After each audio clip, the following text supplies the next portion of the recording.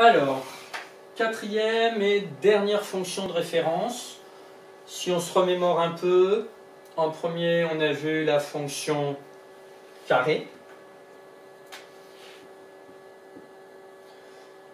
Et on a vu que la représentation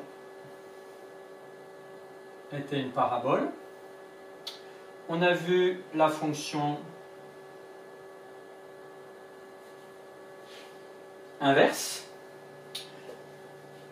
qui avait cette forme-là. On a vu la fonction cube, pas la fonction cube, la fonction racine carrée, c'est maintenant la fonction cube,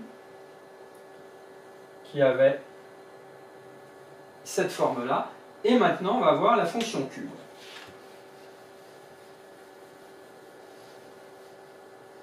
Alors, la définition, là, maintenant, tu es capable de la faire tout seul. C'est la fonction qui, à tout nombre réel, va associer son cube. Puisqu'on peut prendre, cette fois-ci, n'importe quel nombre. L'ensemble des réels est possible. Tout nombre élevé au cube a un résultat. Donc, tout nombre a une image. Donc, c'est la fonction définie sur R par f de x égale x au cube. Sans attendre, un trait rouge dans la marge, et on passe au sens de variation. Donc, tu l'avais tracé avec GeoGebra. Si tu tournes un petit peu les pages de ton cahier, ou si tu te souviens, elle a une particularité. Elle va être strictement croissante, sur moins l'infini plus l'infini. Donc, le tableau de variation est simple. Ah, là, c'est un petit x au cube. Strictement monotone croissante, et 0 a pour image 0.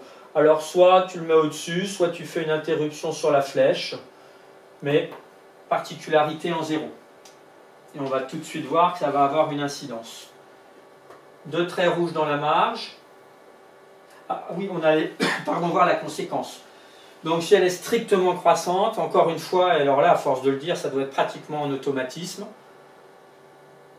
deux nombres et leurs images vont être dans le même ordre. Conservation de l'ordre et la croissance. Deux nombres sont rangés dans le même ordre que leur cube. Donc là aussi, si ce n'est pas encore acquis, tu peux te marquer, je ne sais pas, une bulle ici. Croissance conserve l'ordre. Croissance conserve l'ordre. La représentation graphique.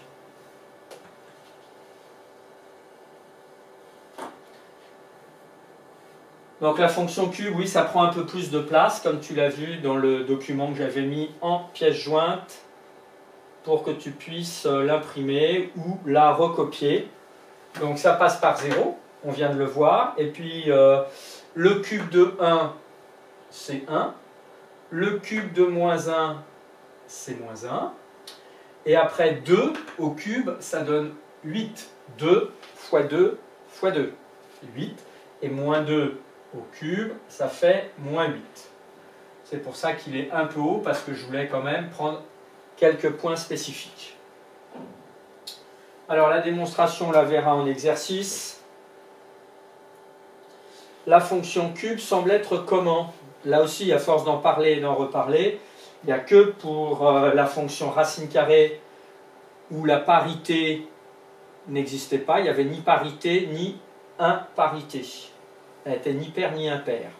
On dit d'ailleurs, on étudie la parité. On ne dit pas on étudie l'imparité. Donc, est-ce qu'elle est paire ou impaire, cette fonction? Donc, on le démontrera en exercice. Mais si on observe, elle semble symétrique par rapport au point O. Si je prends une valeur x et que son opposé moins x, si je prends 2 et moins 2, que je cherche leur image, donc l'image de 2, je l'ai dit tout à l'heure, c'est 8. Et l'image de, voilà l'animation, ce sera ici moins 8. Donc moins x au cube. Donc ça veut dire que la courbe est symétrique par rapport à l'origine du repère pour tout point pour tout point, pardon, pour tout nombre appartenant à l'ensemble de définition. F de moins x et f de x. F de moins x égale moins x au cube. F de x c'est x au cube, mais si on prend moins f de x, ça devient moins x au cube ici. Donc ils sont bien égaux, et on peut dire que la fonction cube est impaire. Donc voilà pour la fonction cube, il n'y a pas plus à en savoir cette année.